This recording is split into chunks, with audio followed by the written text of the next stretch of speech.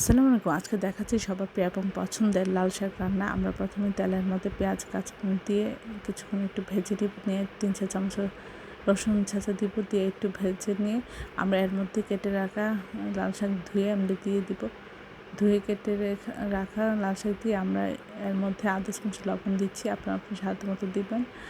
আর বারবার একটু নেড়ে চেড়ে দিতে হবে যেন নিচে লেগে না যায়।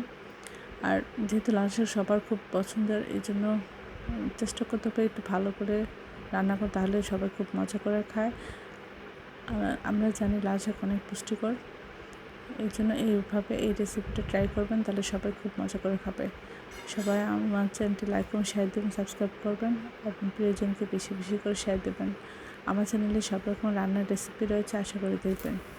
আর এই অসাধারণ রেসিপিটা আশা করি একবার হলে ট্রাই করবেন এবং প্রিয়জনকে করে খাবেন। এটা দেখতে যতটা সুন্দর, খেতে অসাধারণ হয়েছিল।